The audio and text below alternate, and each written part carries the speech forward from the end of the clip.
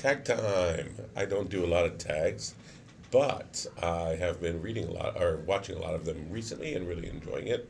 Getting to know, using that as a way to get to know new booktubers, and I've made some great discoveries. And I found a tag that I think is perfect for my best bookish friend on BookTube, Rambler. So I want to do this for him. It's called the pirate tag or pirate ship tag. Also, two minds about tagging my favorite Caribbean um, booktuber with this, whether or not that would be offensive or not. Perhaps they would actually like the opportunity to address the whole pirate thing. I have no idea, so I haven't decided on whether to do that yet or not. Nonetheless, yes. So the original of this tag is from Hannah's blog. That's the pirate tag. And then the one that's gone around more in BookTube, I think, is the pirate ship tag, which is a little less interesting. So I'm going to do the pirate one. And please refer back to Hannah's blog for the long form of the questions, because I'm going to paraphrase them here. So the first question is, obviously pirates like to bury their treasure. Well, obviously, reputedly, they like to bury their treasure. What's a work of literature that you would bury to keep it safe, presumably? Although I would actually bury it for a different reason, because as you may see from my shelves here, I don't have books or keep books. I like to keep them in circulation. Therefore, to bury a work of literature, take it out of circulation, what would I like to do that to? Well, I didn't want to just cop out and pick one that I'd love to see buried and never found again, like, I don't know, Atlas Shrugged or something. So I decided to bury the scriptures. Not going to specify which. Some certain scriptures, with the idea that they could be unearthed eventually and kept safe, I guess. But it would be interesting to me to see if one couldn't refer to them, if this would dull some at the edge of some of the more fundamentalist approaches to them. So that was my answer for number one, buried treasure. Number two is pirates are criminals. Maybe true crime. I don't read true crime, or so I thought. Then I thought of work of fiction, that a fictionalized work based on a real story, which I read, called Devil in the White City, which actually features a serial killer. It's my least favorite kind of killer. And I didn't read it because of that. I read it because of the other side of that, which is the White City, which is the Chicago World's Fair, because I'm fascinated by World's Fairs. So that would be my answer for number two. Number three is something about an overarching power, or these idea that some pirates are also privateers, and I think that the original interpreter, Hannah, I guess, right, took a dystopian view. So I went with Roth, Plot Against America, as a sort of authority that then slips into scary territory. If you don't know, it's the story of Lindbergh, as sort of the millionaire, spaceman, name your crazy current billionaire of your choice. He's sort of that guy back then, and he's going to be maybe elected president. And, of course, he's rabidly anti-Semitic. Why I like this book as opposed to one that was just more focused on the power is because it stays focused and grounded in the people's experience of this nice Jewish family. So at least I think I don't believe I finished that book. The book got away from me at some point somewhere. So, but anyway, I remember liking the setup for it. but I can't remember the conclusion. 4, protect a character. So apparently, there was sometimes backlash when these pirates would get caught, and they would free them or hide them, the communities. Some of the, I'm imagining, less brutal and more sort of Robin Hood-esque pirates or privateers, whatever you want to call them. This is a weird answer, but it came to me so viscerally that I have to go with it. I wanted to push through and think of a more literary answer, but really Charlie Brown jumped to mind. I think the reason is that I was bullied. I changed schools every year, pretty much, growing up. Pretty much every year, except 1 or 2. And I was very bookish. Originally came from a Montessori, so you can imagine, weird hippie kid. Rolling up in these public schools like PS 96 the Bronx. I was pretty badly bullied. And I just always hated Lucy and the way she messed with Charlie Brown into that kicking the football thing. I want to protect Charlie Brown. Feel for him. So, by the way, it's probably funny that most of you have met me and seen all my videos with me with my tie on, since I'm here at work, and probably have this vision of me as a quite straight-laced fellow, whereas in fact I am, this dull background where I'm actually quite am the sort of more the hippie character that I claim to be. But this is, for the piracy that I'm wearing this. All right, so Charlie Brown, character in disguise. Can't remember the setup for that. Why someone was in disguise in this question. Nope, it's not coming back to me. You have to refer back to Hannah's blog. But anyway, think of a character in disguise. I thought of the book Black Like Me. Again, based on true story. Gentleman got melon pigmentation.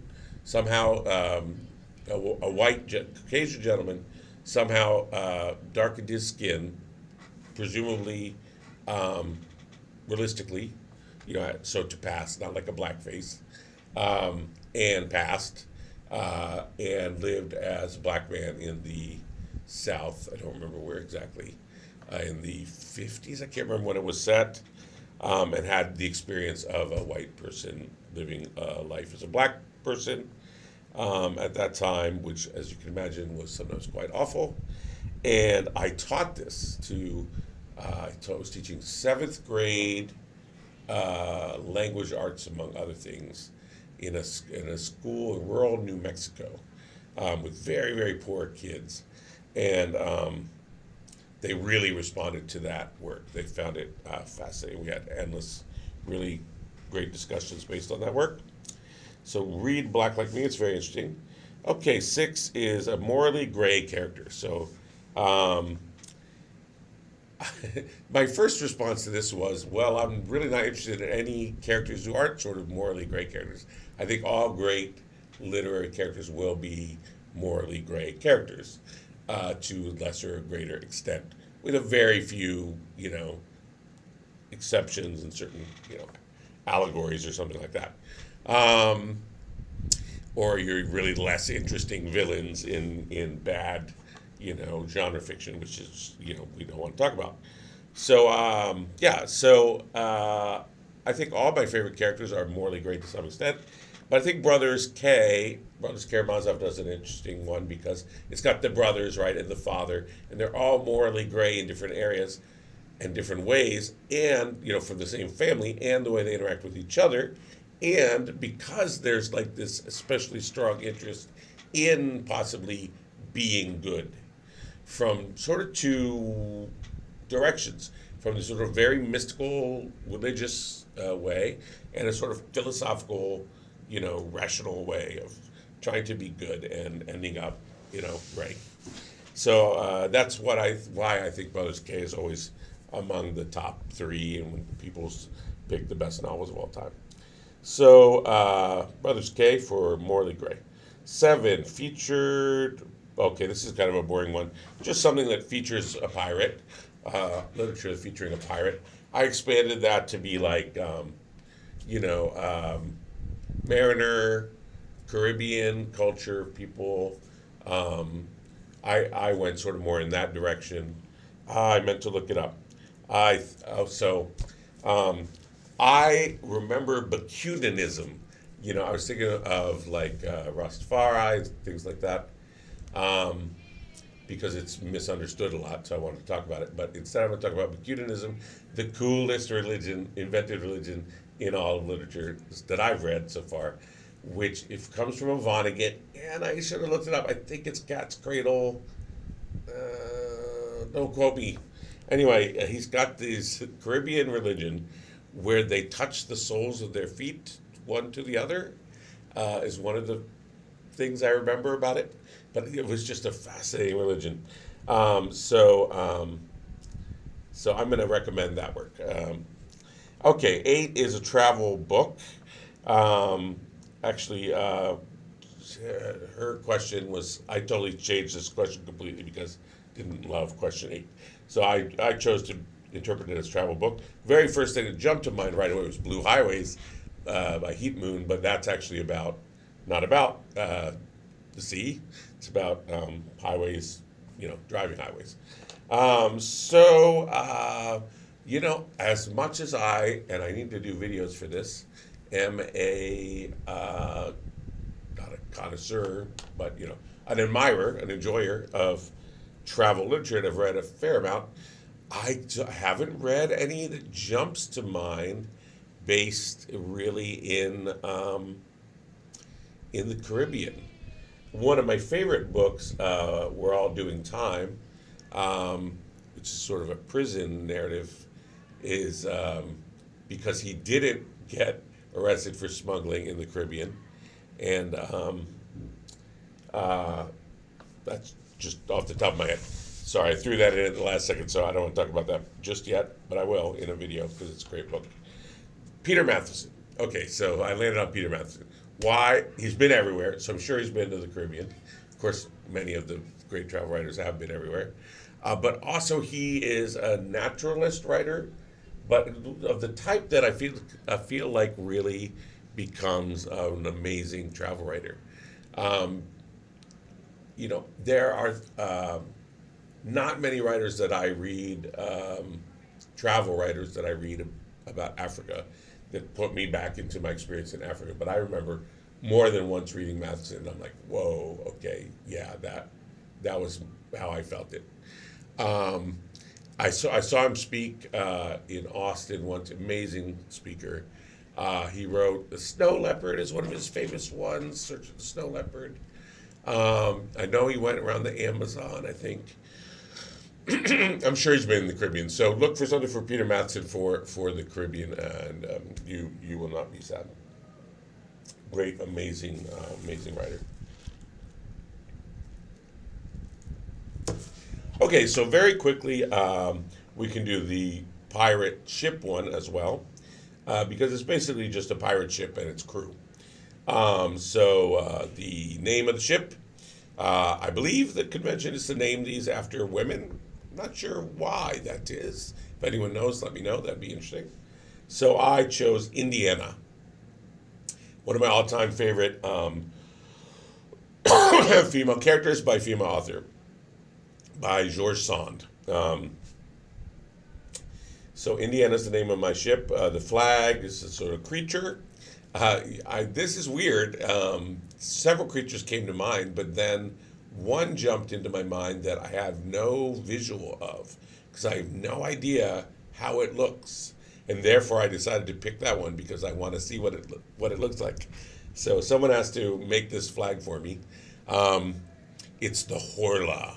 The Horla is this sort of scary otiose being dreamed up by Guy de Maupassant in one of his more fantastical and less realistic stories. So the Horla's on my flag, and then the crew. You've got the captain, the mate, the crew, the navigator, the doctor. For doctor, I chose Dr. Doolittle because it's based on Dr. Schweitzer, one of my heroes. For the crew, Fishermen from Omeros by Derek Walcott. Also, The Eight Immortals from Chinese classical literature, because they cross oceans on their various artifacts, like the scholarly one on a scroll. So that would be good to have somebody on board that can read us stories. The drunkard on his wine skin, or I don't remember what. So of course that fits right in right with the pirate drinking culture. Uh, so the eight immortals, also navigation, something I couldn't think of a. I need to read more uh, Pacific Islander literature, because of course you would want to have Polynesian navigators, but since I couldn't think of any, I was referred back to the to Islamic literature, because they were famously some of the best map makers and navigators for ages.